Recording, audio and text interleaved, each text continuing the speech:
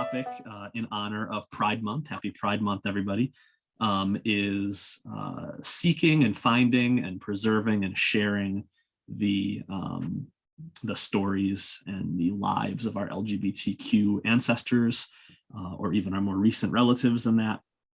So I'm going to start with a little video, but while I play the video, and actually it's two little videos, I want you all millions of you out there listening, to think about, why is this important? Why is this necessary? Why do we even bother with this? Why are we worried about? Why are we concerned with? Why do we take seriously this question of how to preserve specifically LGBTQ lives, stories, and all that kind of stuff? So think about that, and we'll talk about it in a few minutes while I get my little share screen going here. Here we go. I lied, I mean, you had to. You couldn't tell them that you were homosexual, otherwise you wouldn't be, included. If you're persecuted, for the most part, you don't want to persecute others. You want to be more understanding.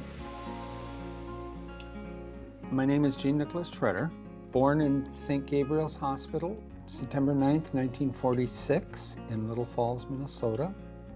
All my brothers, and including my sister, had all been in the military, and so it was a logical thing for me to do. I was a linguist for the military. My primary function was to intercept and record Russian space shots. In those days, during the Vietnam War, which was my wartime, you had to be careful. They used to threaten us all the time that if we find out you're homosexual, you're going to go to Leavenworth, and the Marine Guards will beat up on you because you're a homosexual. And there was what we used to call the gay hero syndrome, because if you went to war and got killed, nobody would ever find out that you were actually gay.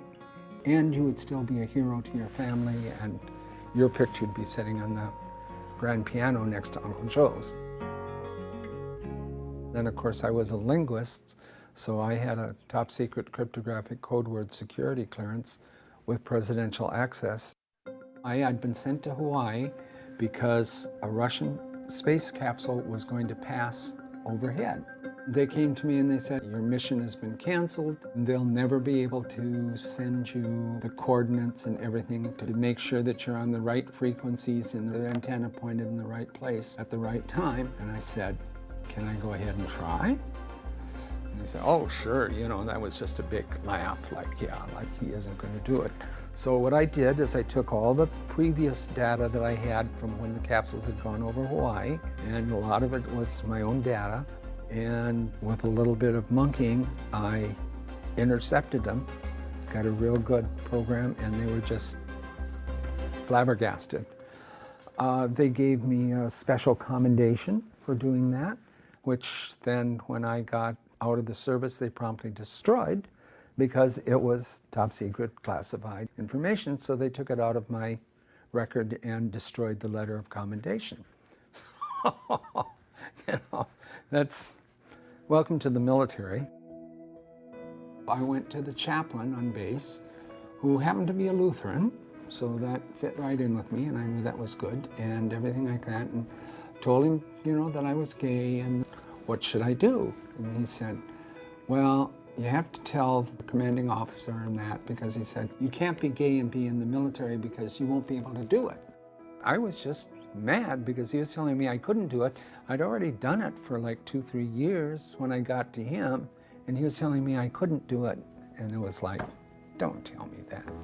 We've been told no about everything all our lives. No, you can't run for public office, you can't become a politician, you can't do this, can't do that. And we're always proving them wrong. After I got out of the service, I tried to go to school. I wanted to get a degree in social and cultural anthropology. And I wanted specifically to study gay and lesbian society and culture. And of course, university would have none of it. In those days, you could still be arrested in Minneapolis for carrying gay and lesbian literature. On the 50th anniversary of the burning of the Hirschfeld Library, I suggested to the Pride Committee that I was a member of that we do an exhibit on gay and lesbian history. As I tried to put things together, I found that most of it was being destroyed. We'd have a leaflet for an event or something like that, and when it was all done, people would just throw it away. Or if somebody did keep it, when they died, their parents would go in and say, oh, all this horrible gay and lesbian stuff, and they'd throw it away. And if we were going to save our history at all, we had to start collecting it ourselves. So I started putting together my own collection of books and reference materials and things like that. The apartment was very crowded. I had enough room to use a sleeping bag in front of the TV set in the living room, and that was about it. The rest of it was boxes, floor to ceiling. A gentleman by the name of Stephen Shockett gave $500,000 to the University of Minnesota to start a gay and lesbian studies program. They said, gee whiz, we can't really have a studies department if there's nothing for them to study. You know, we need an archive and a book collection of our own that people can use. They were quite impressed, and they decided that they would love to accept the collection. They eventually came back to me and said, do you suppose you could come and work with us, because you know the collection and you can help people out, and we don't have anybody that knows the collection well enough to be able to help the students and teachers and professors. So all of a sudden I became the only non-degreed employee of the University of Minnesota, which, you know, is a factory for degrees. Once I moved it to the university, I always knew that, you know, at some point in time, I'm not going to be here anymore, and it's going to change. I know it's called the Treader Collection, but that's not important. What we want to see is we want to see it to continue to grow and to encompass the entire gay and lesbian community without forgetting the initial gay and lesbian community that was here first. I don't think any of us, Steve, Alan Spear, me, any of our friends, comrades, we never expected to get equal rights within our lifetimes, much less acceptance in the military, you know, and right to marry and all those sorts of things that we have now. Those were something that were dreams. This is a wonderful intersection of being a PhD in history and a street fighter, right? Who's going out and trying to uncover these old documents and then trying to show the world that they have real, immediate, present-day practical implications. To do what we do, you need to love the hunt. You need to love getting a clue and then tracking it down as a detective would, using all of the tools at your command to find this stuff. We call what we do archive activism. McDermott calls it evidentiary history. These are documents that are not publicly available. Unless you were to ask and seek these documents from federal or state agencies, the public would have no way of knowing them. These were the documents that connected the dots. They showed how the government implemented its policy of discrimination, that the history of animus and discrimination was very much linked to the marriage bans that were at issue in the Obergefell v. Hodges case. The first project I got involved in was with the Supreme Court amicus brief that we wrote in the Obergefell case. I think the highlight of my career was being able to sign my name to that amicus brief. When you find a high government official in a memorandum that he or she would never expect would be discovered, talking about LGBT Americans as revolting and disgusting, when we see that kind of language, we know there is no overarching government purpose in this discrimination. It was just born and bred of pure animus or ignorance or bigotry. We have made it our business to get every piece of paper we can out of the Justice Department and the FBI. At last, we reached an important milestone, which was filing a lawsuit in federal district court for the release of those documents by the Justice Department. McDermott, Will, and Emery wrote a beautiful complaint that really laid out the story. And we won that case in an incredible opinion. history matters. You cannot have any civil rights without history. You got to have your history, right? Another project we've gotten into with the Mattachine Society lately is helping to identify materials and documents having to do with conversion therapy. The Mattachine Society was the first group of people who sat me down after looking at all my materials in my handbook from conversion therapy and explained to me that based on the materials that I gave them, what I had been involved in was a cult. Garrett gave us his workbook from Love in Action, which when you start reading it, you're horrified. It's a mixture of scripture and brainwashing. I need to be remembered. My experience needs to be remembered, and it feels incredibly wonderful to have somebody devoted to that. You know, when you look at 46,000 pages of men and women, it can be numbing. But when you look at one person and you understand the anguish and the unfairness of that discrimination with one human being, that's how we do it. We are just starting to kind of get our hands around kind of the scope of this and learn the personal stories, and there are many, many, many more to go.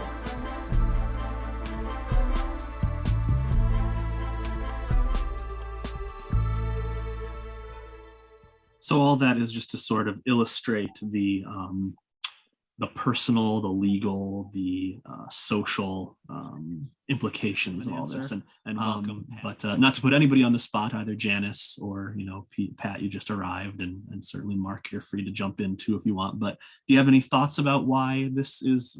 What is the value of doing this? Well, number one, I mean, people didn't talk about being gay or lesbian or whatever back in the day because of all the the negative connotations that go along with it. So I mean, to find family members that are gay is hard to find because people didn't talk about it. I mean, we have enough hard time finding about their past history sometimes, but that has to a negative feelings and so forth, and so it's scary for people that have to deal with that. So Absolutely. and it's not like it's something new. This has all been going on in history, but nobody talks about it, and it's just like, I don't know, it's a sad situation. I agree. Anything you would want to add to that, Pat? I know you just joined us, so no pressure, but go ahead if you can. I know that a lot of people would disown relatives because of it, or treat them poorly or whatever. And it still happens, that a disgrace was thought, where I say, let live. They're not bothering me. Yeah, for sure. Yeah. And, so those are really great and frankly, lovely and encouraging things to say. So I appreciate that. I really was struck by the quote from George Orwell that plays at the end of that second video that, and I forget the exact wording, but it's a method of control over people who are different to obliterate their understanding of their own history. So there are reasons all these things, they made reference in one of the videos to the burning of a particular library in Nazi Germany. That was a library all about the knowledge that had been gathered on human sexuality. So there's a long history of not just individual suppressions of this kind of thing, but actual there's forces at work trying to, oh, hey, Katie, trying to undo progress that is made, trying to obscure history. So it's, and this is just an important thing to understand. What's the goal of genealogy in general? Is to understand the lives our ancestors lived, and this is a part of it. our orientations and our identities are a part of our lives, and it's important in understanding the whole of a person's life. It's important for telling a bigger and more accurate story of our family's history. That's kind of what we're aiming for with this, and understanding our family's position in the context of the times that they lived in and lived through. And it's about honoring the struggles that people went through. And that's true of, it's true of any other group we talk about, you know, the struggles of our female ancestors, the struggles of our colonial ancestors who are dealing with whatever they may have had to deal with in those times, and the struggles of our LGBTQ ancestors. And it just helps us understand history better. So with all that, oh, go ahead. Sometimes they didn't express themselves what they were. They just, you know, helped to live in the same house or whatever. They were roommates. They weren't necessarily gay or anything like that.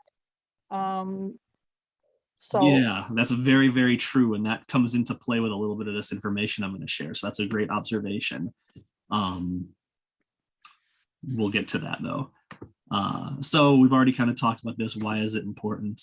And as you've both gotten at, you know, without the attention from people like you and from other genealogists and family resources, it's the sad truth is that entire lifetimes can be erased.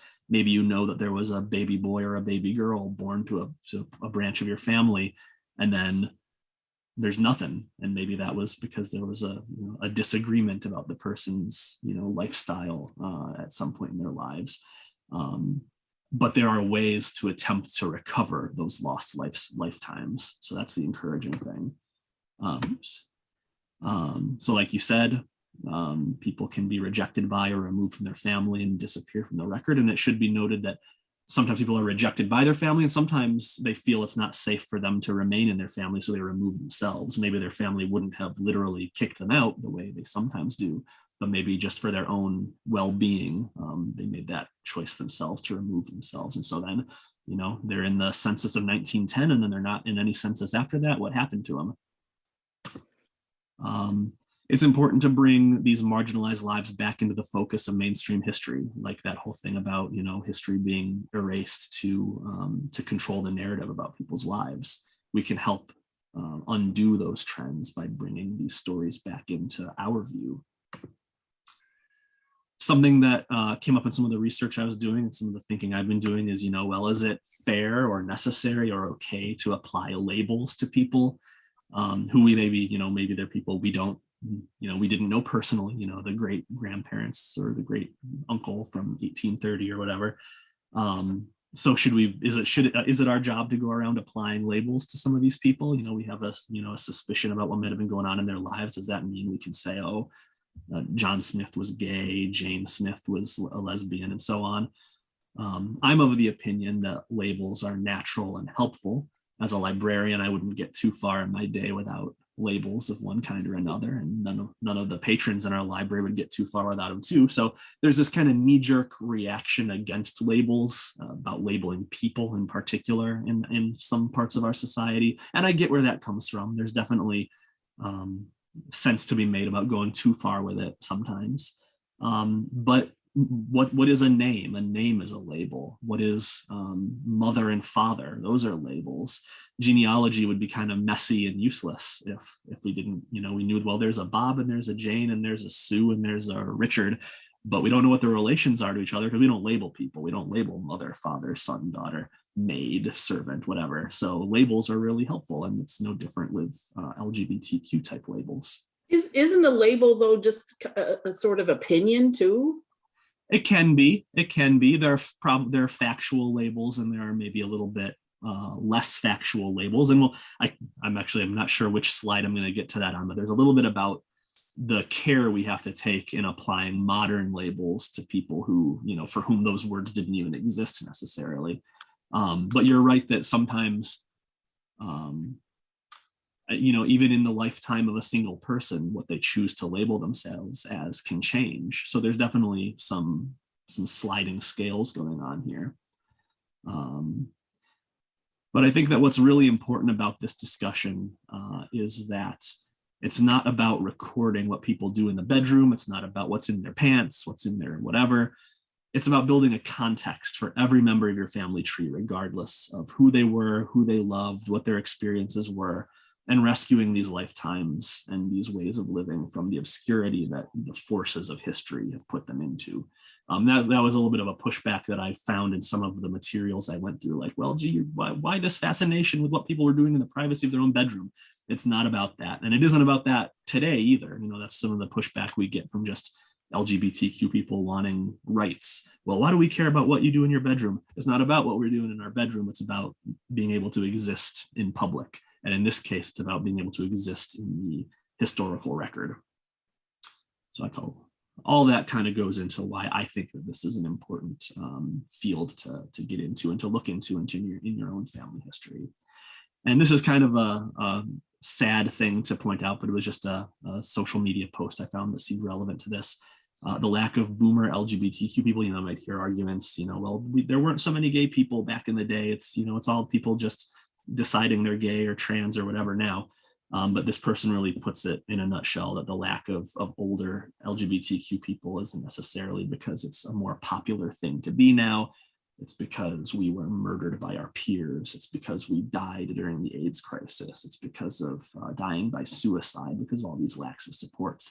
And it's because of being in the closet, because, you know, it might not have been as easy then to come out of the closet as it is now. Not that it's a field of daisies now necessarily, but it's better than it was in previous decades. So I just thought that was an important illustration of what we're talking about here.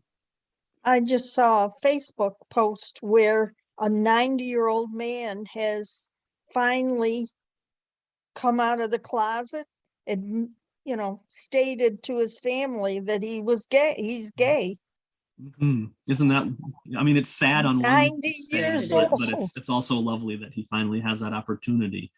And, you know, hopefully the next generation, you know, there will be fewer people who feel like they need to wait until they're 90 for that. And I think that's what we're seeing. So that's both sad, but also kind of great. You wonder what kind of fear he had that, yeah, it, you know, took him this long to.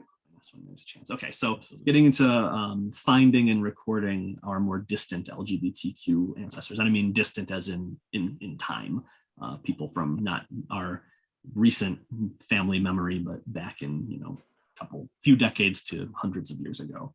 So how do we go about recording, finding these kinds of people when, as we've just been discussing, they've been absent from the historical record for various reasons? So an important thing to do is to approach the topic with sensitivity, as we've kind of been discussing. You know, you don't want to go in and assume that that unmarried relative was a gay man or a lesbian or anything else and put that down in the historical record.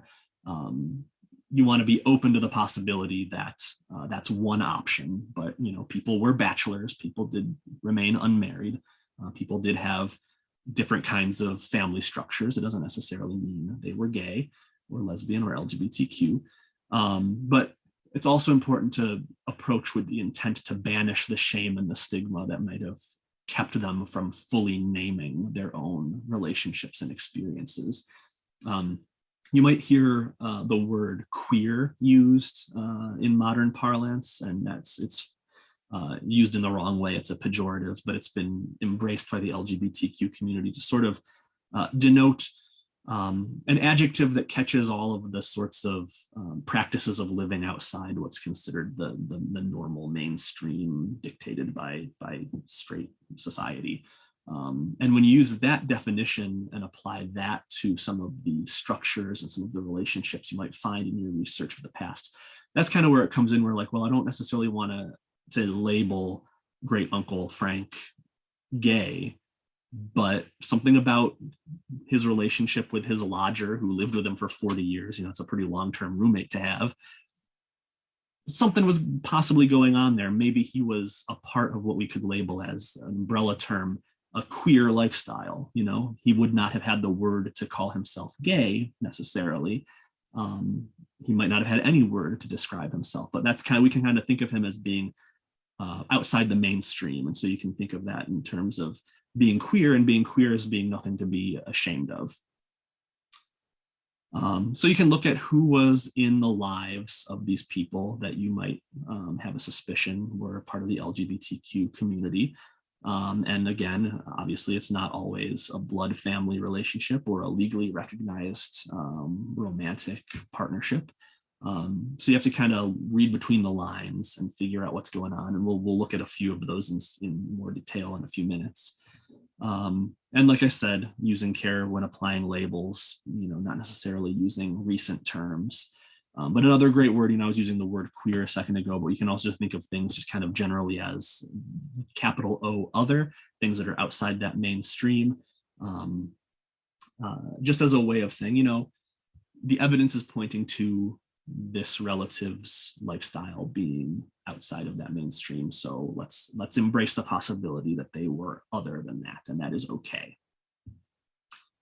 And this is a way of celebrating the diversity of all kinds of relationships and connections. And there should be ways to celebrate those and acknowledge those examples of uniqueness within your family research, your family trees, the products you create, whether, a family history book or whatever the case might be.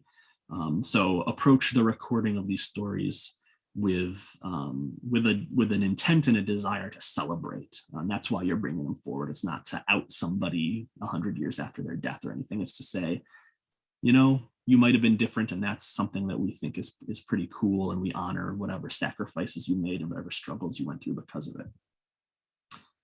And also keep in mind that even people who were in heterosexual marriages could have been LGBTQ+. There are such thing as bi people, bisexual people. There are such thing as people who are in marriages that aren't necessarily the great love of their life, and they are pursuing that elsewhere or not at all. So even if you have a family tree, you can say, well, every single person in my family tree was, every man was married to a woman and every woman was married to a man, doesn't necessarily mean that you do not have a little bit of a rainbow in your family tree somewhere. And just as an illustration of this, I found this amusing. Emily Dickinson really wrote to Sue, I tore open your letter and licked the envelope seal for any lingering taste of you, and historians thought they were just friends. And this goes to, there is an active effort throughout history to what's known as straight wash LGBTQ historical figures and members of our families and everything. And, we don't need to continue that trend. If there's evidence that somebody was in a relationship of some kind that is not just your regular straight couple, heterosexual, heteronormative, and all that, let's not pretend otherwise. Oops. All right, so then that's kind of our older relatives, older historical figures in our family trees. What about more recent LGBTQ+ family? As the people who are interested in preserving family heritage, it may fall to you to have some of these conversations with members of your family who are who fit into this under this umbrella. Maybe they're out and you can have those conversations openly, maybe not so much, and you have to come up with other ways to approach it with them. That's a really important thing to consider. Really important to maybe talk to older relatives and record their stories. And that might be older relatives that you know to be LGBTQ themselves, like that 90-year-old gentleman that Pat mentioned, or even, people that they're not LGBTQ themselves, but, hey, you had that brother who never got married. Was there any talk? Was there anything about? Did he have a long-term best friend that you can talk about? Let's get this down on paper. It might be a sensitive conversation to have. Everyone's situation is different. Obviously, if you have reason to believe that your relative won't be receptive to this kind of conversation, it might not be the conversation to have. But you might also be surprised. You can't hurt to raise the topic and see where it goes. And we can't make the mistake of assuming that everyone of a certain generation believes the same things. So, take a shot at it, approach it gently, see what happens. Think about, we're going back to people who are more, maybe your uncle, maybe your great uncle, your great aunt. So people who are no longer with us, but they were more recent than those relatives who lived hundreds and hundreds of years ago. Think about whether there is harm in outing them post-mortem like this. maybe you can preserve their stories and the facts of their life in ways that aren't destined to become public. I don't know how many of your genealogical records you plan to make public. Not all of us are writing books, not all of us are putting it out there on social media, but some of us are. And maybe there are certain things you would prefer to hold back into the records that you have just sort of for the close inner circle of the family. But I will always just kind of raise the point that silence kills. And what I mean by that is when we look for ourselves and reflections of ourselves in the historical record, and we can't find examples of those things about ourselves, and we can't find examples of those things about ourselves in our own family, that contributes to those sort of unhappy consequences that we're really hopeful to be disrupting as we move forward through time.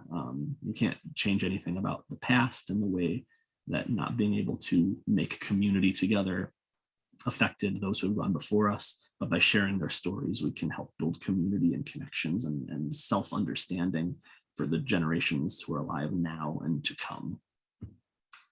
And you might want to make a plan for recording your younger family members' experiences now. You've got, LGBTQ children, grandchildren, nieces, nephews. Think about finding out what's important to them. Think about finding out how they define themselves. The hard thing we've been talking about is looking back into the historical record and not knowing how great Aunt Marie would have defined herself. We don't have that problem with the people who are with us now, and largely people of my generation and younger are open to talking about this. Again, same as we can't assume everyone from older generations all think the same. We can't assume everyone of younger generations do either, but largely that's the case. And if you approach carefully and with a recognition of nuance, you could have some really fruitful conversations with members of your family who are living this truth now. And I say to approach with a recognition of nuance because, as I hinted before, people's self-identities can change throughout a lifetime. So be open to the fact that a relative who identified as bisexual in college might consider themselves gay or lesbian now. Someone who identified as male might now identify as female. We have to be open to these, the fact that people get to define themselves, and we have to work around that and record that and make those changes. Give them opportunities to be a part of that. Make sure they know that you're a safe person to come to when they say, well, I know that I've been Adam to you up until now, and that's how I'm recorded in your genealogy, but now I'm Ava. And can we talk about how to make that change and how to honor, the identity that I'm letting go, if at all. So there's a lot of important conversations to have about this. So you might need to seek information about all of this from resources you're not as familiar with. There are special archives, museums, university collections, like in that first video I shared with you. Universities all over the country have collections focused on LGBTQ people. If that great uncle of yours who disappeared from the record isn't in your family records, isn't recorded in the family Bible anymore, doesn't show up in the family pictures, find out where they went, where, okay, well, we know he moved to Chicago in the 1930s, and then maybe you'll find reference to him in an LGBTQ archive at a university in Chicago. Or if not, you might at least learn a little bit of the context he would have lived in as a gay man in the 30s, 40s, 50s in that particular city. Digitized art collections are great ways to look for this. A lot of LGBTQ artists and art scenes are well preserved, and you can look for echoes of the history in which your relatives lived that way. Underground newspapers, always fun to dig through, and as you might expect, the archiving of such things might be a little bit more spotty than your standard weekly village newspaper, but there have been efforts made, as in that first video, to start preserving some of these kinds of things. The newspaper of the LGBTQ community in San Francisco in the 1970s, that might be something you can find. or of the neighborhood. It's not necessarily a newspaper devoted specifically to LGBTQ issues, but it's the newspaper of the neighborhood where a lot of LGBTQ people settled. So you would find stories there.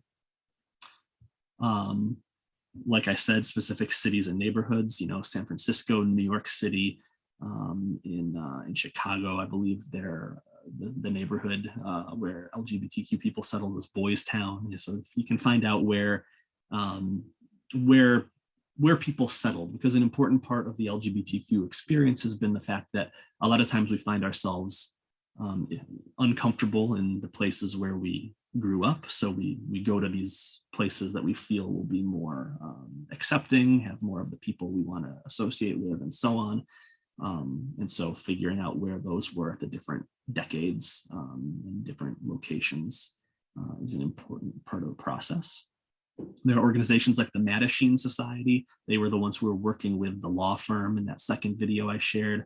And they are, they're one of the earliest LGBTQ advocacy groups. And it seems like they've done a lot of work in preserving that history. And then this is kind of a sad one, but a necessary one to think of, especially going further back in time. Say you have a relative who you're fairly confident might have been part of the LGBTQ community, and you're trying to find some confirmation of that.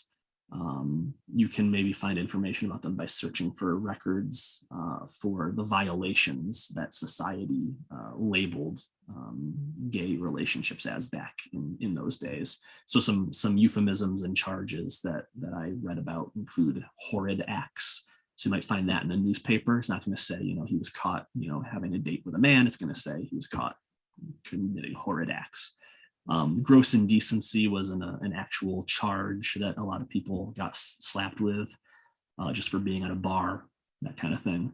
And then you can see in charges of fraud or slander, you can find echoes of these experiences. Say a woman presented herself as a man because that's how she preferred to dress in public, and somebody found out, hey, you are a woman and you're dressing this way, that's not appropriate. She could actually get charged for fraud, in that case, presenting herself as something that society decided she was not. And then slander is sort of an interesting one, where somebody might be writing,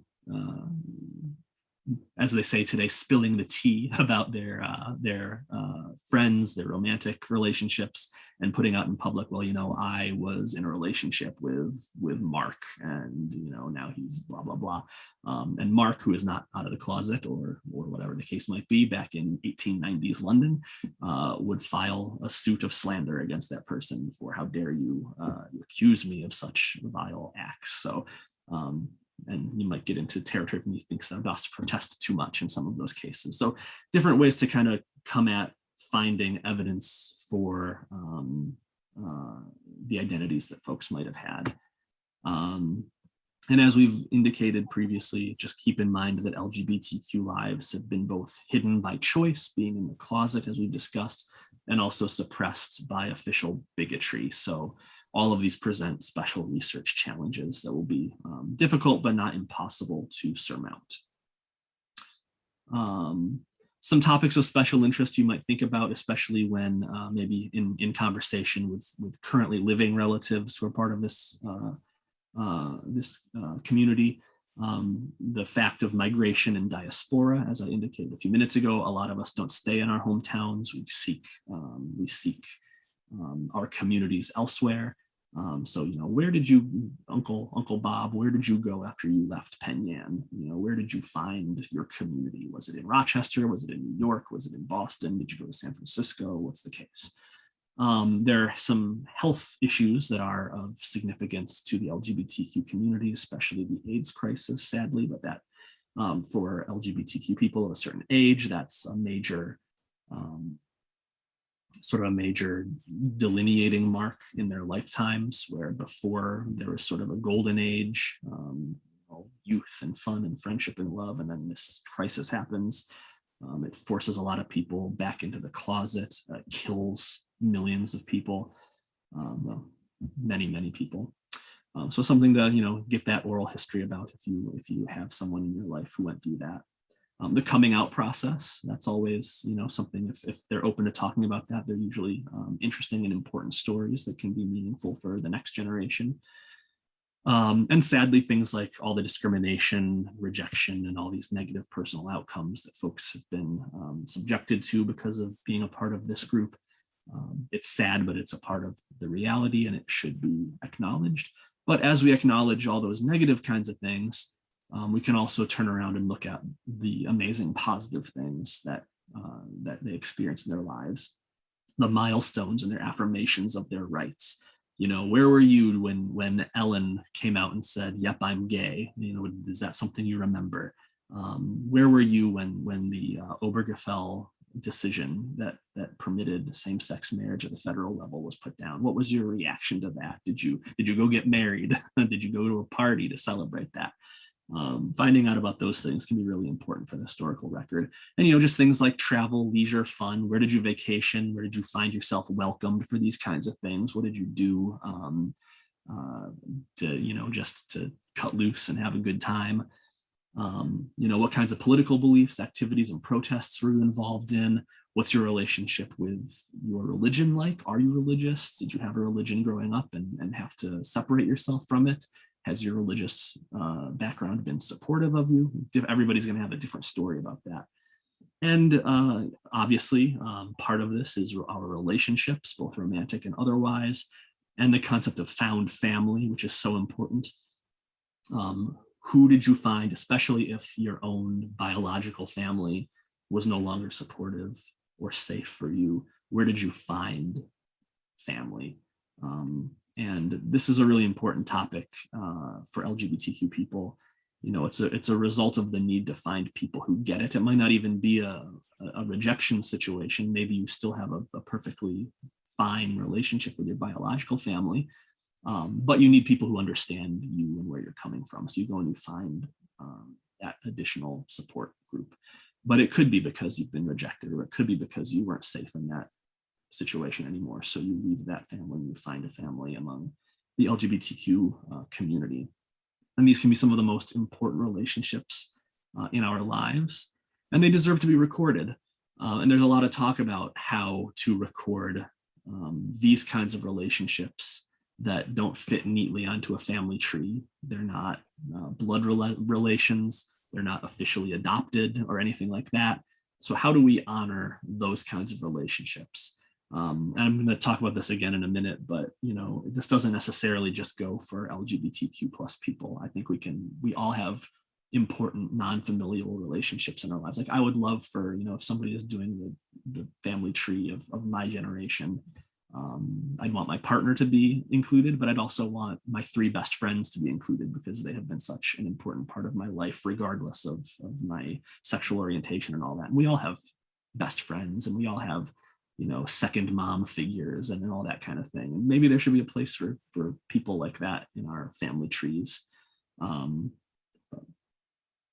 to be considered. And there's just a few more notes here. And I watched this really great webinar, a conversation between a genealogist and this researcher, Jill Rossini, who wrote the book Same Sex Love, 1700 and 1957. I'm going to be sending the link to the webinar to everybody, and I would really highly recommend watching it because I learned a lot, but it's like an hour long, so we're not watching it together here. But a couple of the major things that I pulled out of that, oops, I keep hitting the wrong button. Just the observation that historically family history research has tended towards being the conventional and heteronormative side of things. And it makes sense that it would start off that way because, well, what is genealogy and family history about? But a man marries a woman and has children, and those children meet other men and women, and they get married and they have children. So that's very regimentedly in that conventional sort of way. But as we've been discussing, what was that, Janice?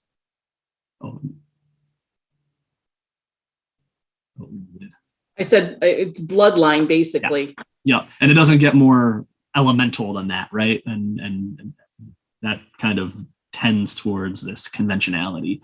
But Ms. Rossini has been noticing a recognition of otherness beginning to come forward into family history more. And, it may have, I don't know, it may have been a big deal whenever same-sex marriages became an option, same-sex relationships became an option for, you know, family. Maybe it wasn't a big deal, I don't know, but that's the kind of thing where maybe previous generations of the family record keeper might have, even if the option was there, would have kept that, you know, your cousin's son's partner far away from the family tree. And now it's becoming more accepted to say, no, it's, you know, that's their partner. That is who they are in a committed relationship with, and they belong on that family tree like any other, you know, person who's married in. So, and I think that's continuing. So Ms. Rossini's, it was an interesting kind of thing. She said she always asks her students every class, every year that she asks her students, you know, is family genetic or is family what you make of it? And going back to the 80s, they would always insist family is genetic, it's bloodlines. But now, over the past decade or so, it's much more likely for her students to insist that family is what you make of it. And like I've been saying in that last little spiel, this doesn't just apply to LGBTQ plus people, it applies to anybody who has friends and significant relationships with people who are not direct family members. So it's something that we can all consider finding ways to include in our family trees and in our books that we produce, or whatever the case might be. Also, I find that it's really important, as we kind of hinted at before, that to contextualize the findings you might put into your research about these criminal and indecent acts. That's how they were known in previous times, but you know, it's important information for us to say, like, okay, that's sort of confirmation that this person was part of a different lifestyle. But to just put that, you know, just put the clipping of that newspaper article saying that Uncle Bob was arrested for indecent behavior baldly into the research file. That's less good than putting it in there with the context that, you know, we believe that Bob might have been involved with his boyfriend at the time, and that's what they got caught for. And there was nothing bad going on, but that's how it was described at the time. So it's a way of challenging the past and supporting the future, because then your descendants will come along and absolutely adore all of the work that you have done on all this family research stuff, and they'll really appreciate, I imagine, taking those things from the context of being something negative and putting it into something positive. We talked about this at the very beginning, and here's those clues that you can look for in censuses, you know, boarders, roommates, lodgers, servants. Sometimes a roommate is just a roommate, that's for sure. But if they've had the same roommate of the same sex from, you know, 1850 to 1910, that is a really, really long time to have one roommate. So maybe something else is going on there. There are situations where a person's partner was listed officially as their servant, their maid, their butler, whatever.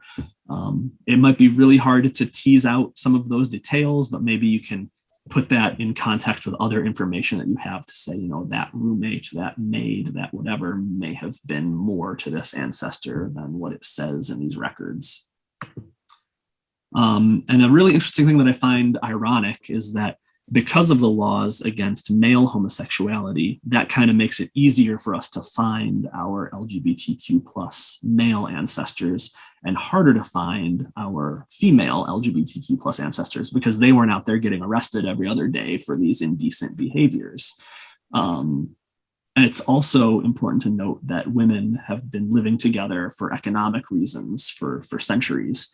You know, one person's husband dies, the other person's husband runs off. Now they can't support themselves, so they're like, well, we're friends, let's live together, let's support each other, let's make this work. So while yes, there may be instances where two women living together means that they were in a romantic relationship, it's not necessarily that clear that it is the only thing that it can mean. And finally, again, I just want to reiterate that LGBTQ research is not about people's private sexual lives, but it's about relationships and people loving each other, and it's about completing the record. And I think that's what's really important to remember about this.